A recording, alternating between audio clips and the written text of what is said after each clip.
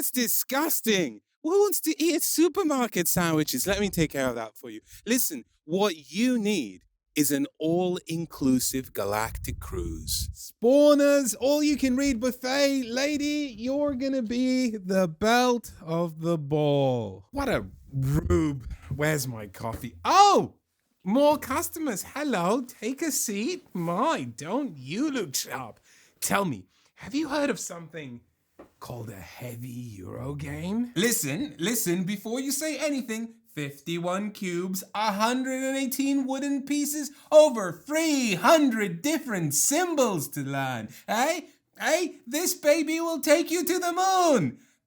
Actually, forget about that last one. My lawyers told me I can't say that anymore. Come on, look at the opulence. Look at the excess. First time designer, first time publisher, cheaper than a tiny tin of caviar.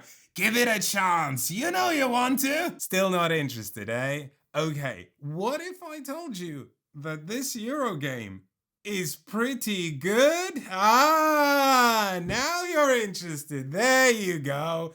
Let me show you some mechanisms. Why is this rocket indoors? In Galactic Cruise, you play as budding tech bros nearly at the top of the ladder. Travis, the CEO of the space cruise company, is retiring. And you're all next in line, so make company success, aka victory points, and you get to be top dog. Practically, this is a worker placement game. You have 2 peons, and on your turn, you can dispatch one of them to various locations in the company. Generally, you'll want to advertise cruises to a bunch of people, shove them into rockets you've built, launch them on a jaunt to the starry swirl, and reap the rewards. But there's so much red tape! First of all, you have to make sure that you have enough of what the bureaucrats call essential resources, like food, oxygen, and we need some sort of a propellant. And as we all know, spaceships are powered by... That's right, blood! No, for real, in Galactic Cruise, they're powered by blood. Weird choice for a board game, but who am I to judge?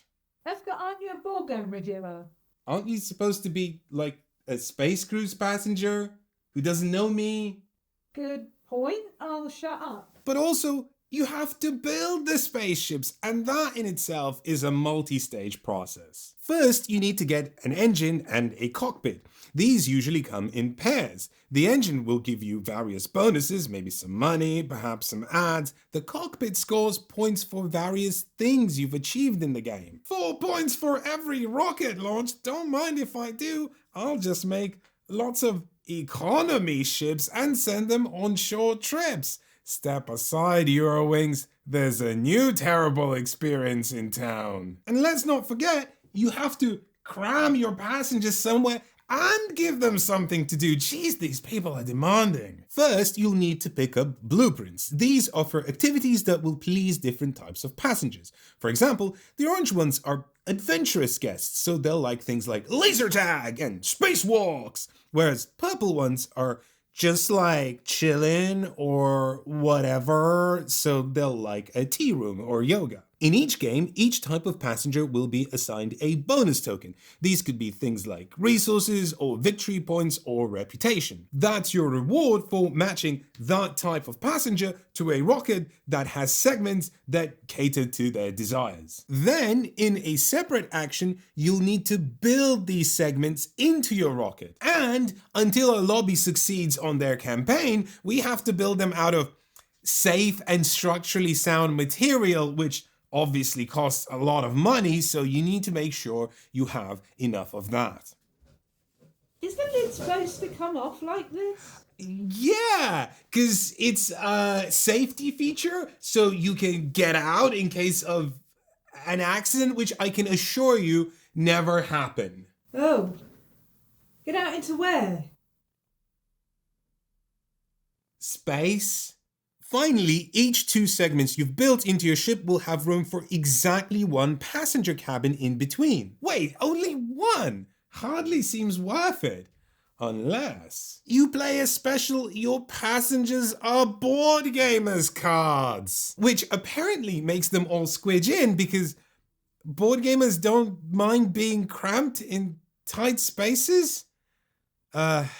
I've been to Essen, it's true. And now, my area of expertise, selling cruises to the the fine folks of wherever you are from. You can only schedule one cruise at a time, and you're stuck with that cruise until you actually launch it, so pick well.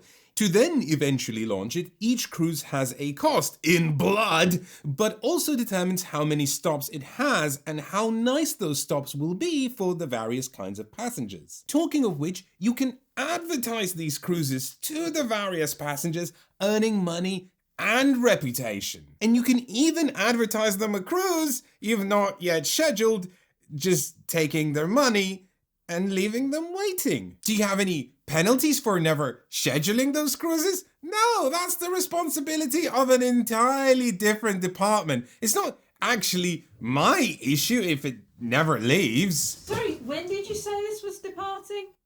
How did you... 1 second. Sealed tight.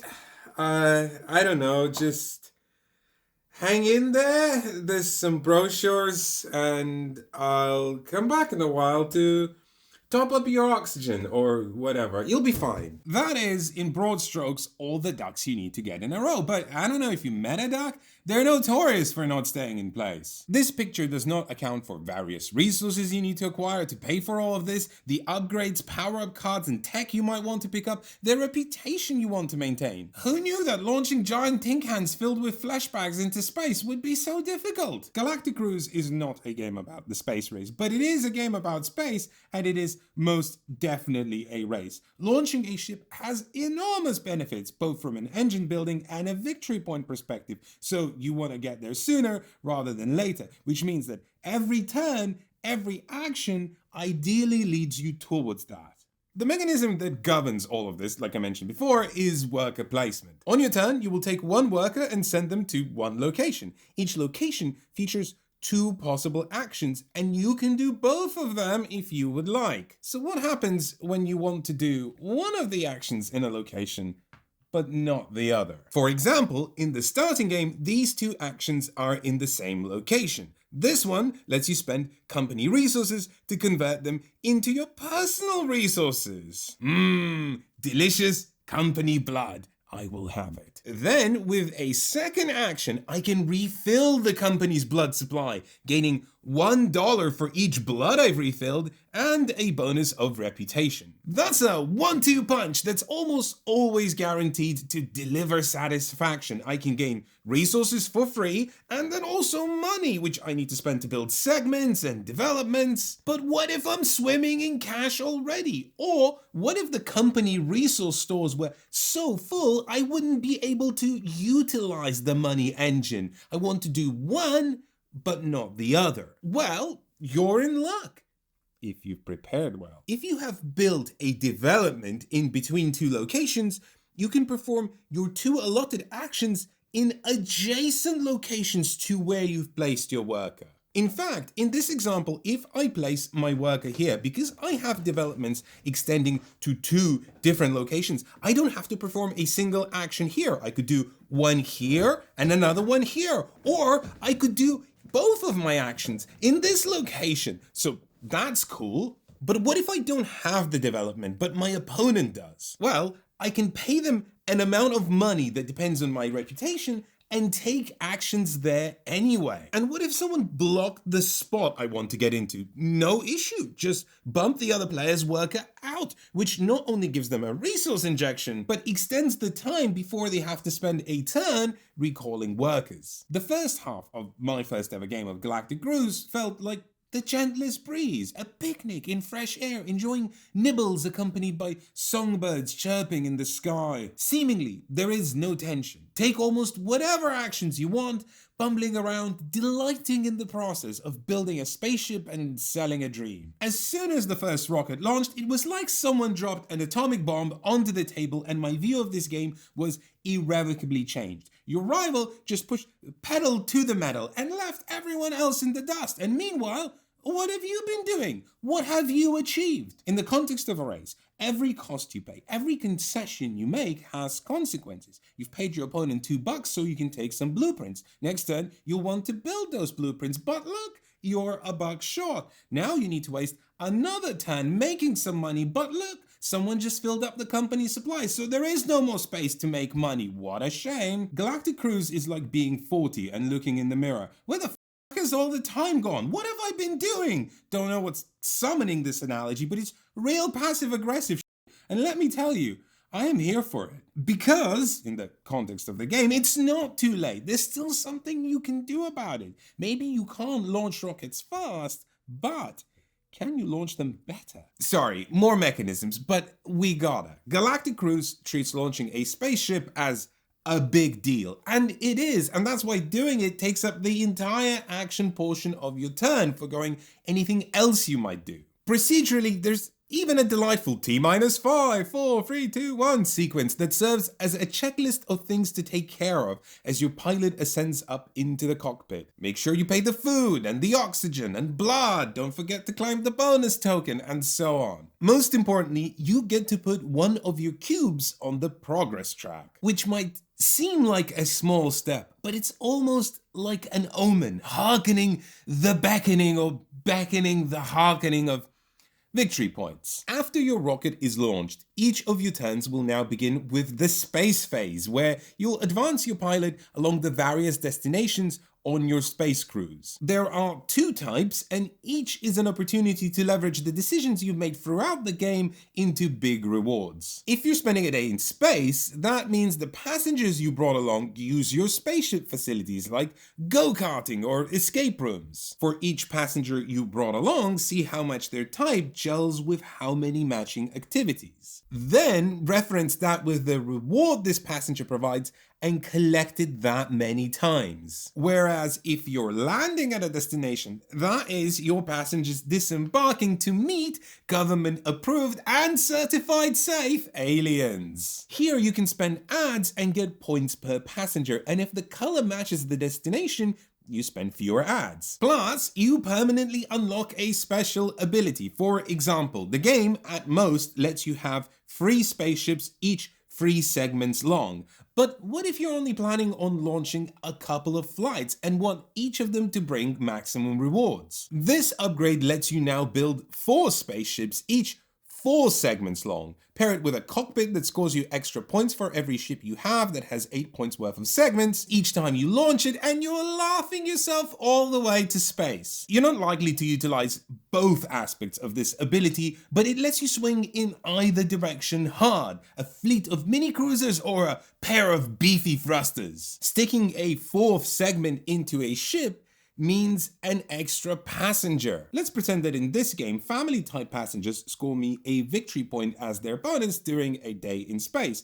I have 4 family activities in my rocket and 3 family passengers. That's already a lot of victory points. But what if I have a technology that lets my captain count as a passenger of any color? What if I play a card that lets me cram in 2 extra passengers into one of my cabins? What if I have an activity that has 2 days in space? That is 24 points per day in space, plus at the least 21 points in every destination I visit. That is nearly 100 points from a single launch, more if you factor in various bonuses. You'll need luck, nous, and a few games under your belt to set this all up, plus recognizing that the randomized setup is the right one for this strategy to begin with, but the game has the range for you to practice and execute these elaborate strategies.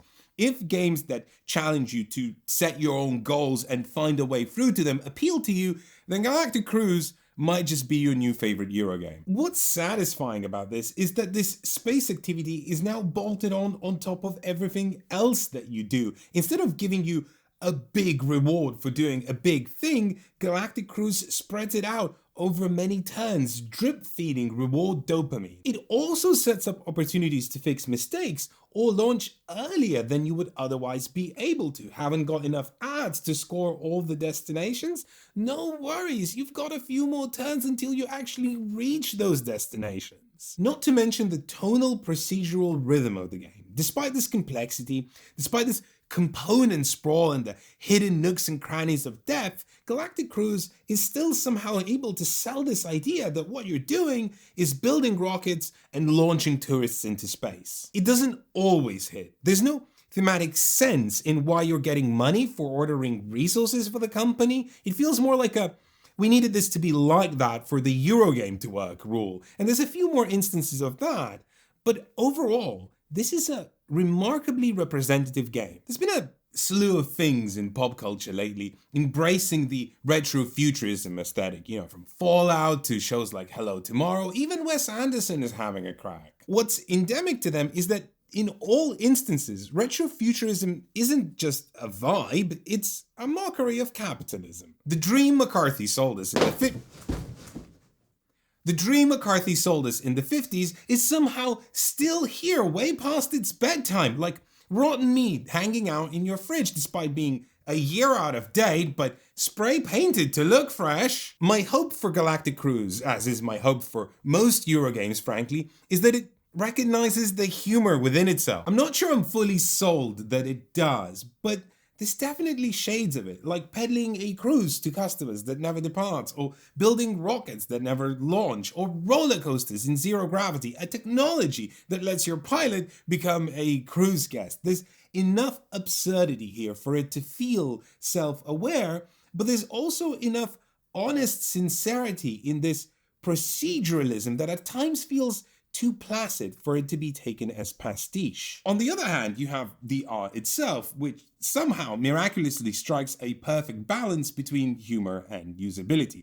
Although I should declare my bias here, the artist, Ian O'Toole, is someone who I'm fortunate enough to meet once a year and play some silly games with, so don't take my word for it. There's a reason Ian has become renowned in our industry as a master of iconography, especially for these chunky strategy games, and all the other reviewers will tell you the same thing. And in that regard, Galactic Cruise might be his finest work yet. There is a flow here, aided by the board layout, the icons, the booklets that I will not call smooth because it's still a very complex game, but it feels much more smooth than it has any right to be. It makes a game with the complexity of something like The Gallerist play more like something with the complexity of Great Western Trail, still meaty, but a noticeable step down in load. But it's his ability to blend all of that information and flow with art that still carries the vibe of retrofuturism. Just look at these aliens meeting earthly tourists. They look terrified. Absolute disgust and fear of these suburbanite bozos. That's hilarious.